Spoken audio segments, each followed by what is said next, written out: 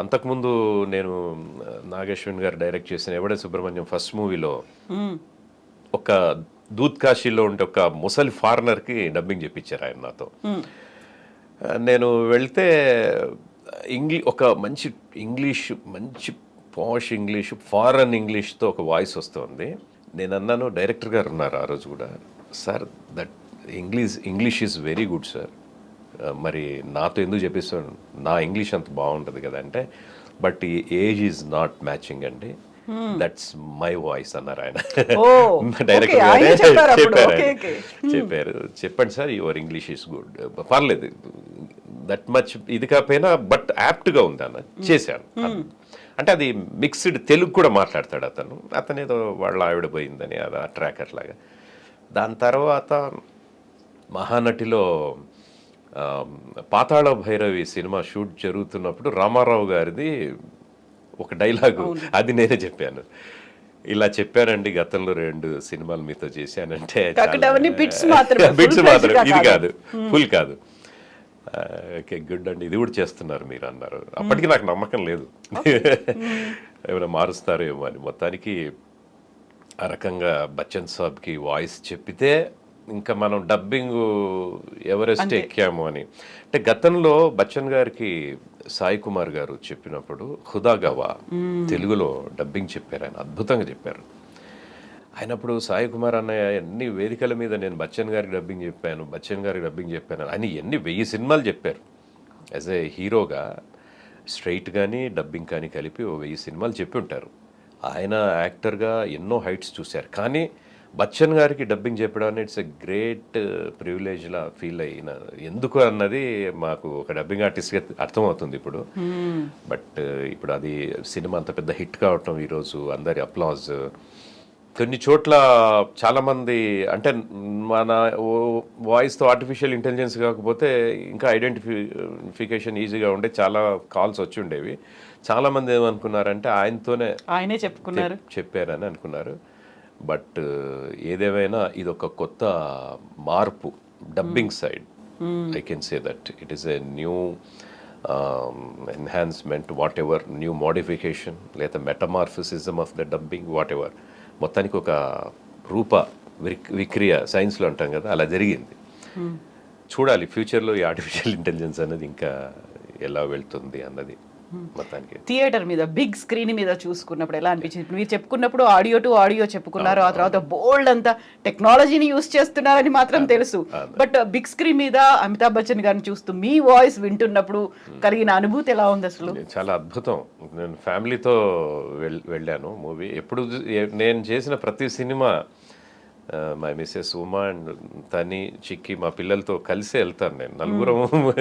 నలుగురం కంపల్సరీ వెళ్ళాల్సింది, ఏం తక్కువ ఒంటరిగా వెళ్ళి చూడడం అనేది. ఫస్ట్ నేను రావడం, కార్ పార్క్ చేసి రావడం లేట్ అయింది. మా పాప చెప్తోంది, ఫస్ట్ మీ డైలాగ్తో స్టార్ట్ అయింది అన్న అని చెప్పాను. సెటిల్ అయ్యి కూర్చొని చూసాము ఆ సీను, చాలా చాలా ఆనందం వేసింది. బట్ అది నా వాయిస్ యాజ్ ఇట్ ఈజ్గా ఉంది. ఆ తర్వాత వచ్చే సీన్స్ చూస్తుంటే అసలు థ్రిల్. అంటే ఇంత మీరు అన్నట్టు మామూలుగా డబ్బింగ్ చెప్పినప్పుడు ఇంత బిగ్ స్క్రీన్స్ ఉండవు. బట్ ఆ బిగ్ స్క్రీన్ మీద ఆ ఫ్యూజన్, ఆ సౌండ్లో, డాల్బీ సౌండ్ సిస్టంలో వింటూ ఉంటే ఇంకా అసలు ఒక గొప్ప అనుభూతి. అంటే చాలా సినిమాలు నేను బాంబే యాక్టర్స్కి చాలామందికి చేస్తున్నాను. ముఖేష్ రుషి, ప్రదీప్ రావత్, ఆశీష్ విద్యార్థి, అట్లా తెలుగులో సుమన్ గారికి అని ఇంకా నంబర్ ఆఫ్ ఆర్టిస్టులకు చెప్పాను. కానీ ఇది ఒక డిఫరెంట్ ఫీల్ అనమాట. ఇది చాలా కంప్లీట్గా, ఇది మాటల్లో చెప్పలేంది, నో వర్డ్స్. మొత్తానికి కోరిక కూడా నెరవేరింది. బచ్చన్ గారికి చెప్పామన్నా ఇది. అవును కదా, అప్పుడెప్పుడో ఆయన్ని కలవాలనుకున్నారు, బట్ ఇప్పుడు ఆయనకే మీ గాత్రం అనేది ఇవ్వడం అనేది ఒక డ్రీమ్, అంతే. డ్రీమ్ అది చాలా. ఇప్పటిదాకా ఎంతమంది ఇలాంటి కళాకారులకు మీరు వాయిస్ ఇచ్చారు? I'm talking only on big screen కి సంబంధించి, ఓన్లీ సినిమాలకి, సీరియల్, మిగతా యాడ్స్ అనేవి తర్వాత మాట్లాడుకుందాం. దాదాపు నేను చేసింది 1000 సినిమాలు ఆల్మోస్ట్ ఆల్ కంప్లీట్ అయినాయి. డబ్బింగ్, స్ట్రైట్ అన్నీ కలిపి నా కెరీర్ బిగినింగ్ నుంచి కూడా దాదాపు నేను రిపీట్ అయిన ఆర్టిస్ట్లో ఒక 200 దాకా ఉన్నా. ఒక 800 మందికి చెప్పినట్టే మనం కొత్తగా. కొత్తగా మొత్తానికి ఒక 800 ఆర్టిస్ట్ ఆల్మోస్ట్ ఆల్. ఇది గాడ్స్ గిఫ్ట్, నటరాజు ఆశీస్సులు, వాగ్దేవి కటాక్షం అని అనుకుంటాను. ఎందుకంటే ఒక నటుడు జీవితంలో తను నటించిన దానికి తను అద్భుతంగా డబ్బింగ్ చెప్పుకుంటాడు. అది పరిపూర్ణమైన నటన. అది అల్టిమేట్గా దాన్ని మనం కాదనలేం. కానీ ఒక డబ్బింగ్ ఆర్టిస్ట్కి ఒక అదృష్టం ఏంటంటే ఇంతమంది ఆర్టిస్టులకి మనం వాయిస్ ఇవ్వగలగడం. At the time of dubbing, వైలెట్ డబ్బింగ్, ఆ నటుల గొప్పతనం ఏంటో మనకి తెలిసి రావటం. ఒక్కొక్కళ్ళు ఒక్కొక్క పుస్తకం అనంటే మనం ఒక 1000 పుస్తకాలు చదివినట్టే మనం. అసలు ఎంతమంది మహానటులు, వాళ్ళ ఏం నటన, అసలు ఎందుకు ఇంత గొప్ప వాళ్ళు అయ్యారు వాళ్ళు. నేను చాలా సినిమాలు ప్రకాష్ రాజ్ గారికి నేను ట్రాక్స్ చెప్పాను. అందులో 1-2 రిలీజ్ కూడా అయినాయి. యముడు ఒకటి అందులో. అయితే అసలు ఆయన అంత గొప్ప నటుడు ఎందుకు అయ్యాడని తెలియాలి అని అంటే చూసే ప్రేక్షకుడు స్క్రీన్ మీద ఆయన పర్ఫార్మెన్స్ మాత్రమే చూసి అనుభూతి చెందగలుగుతాడు.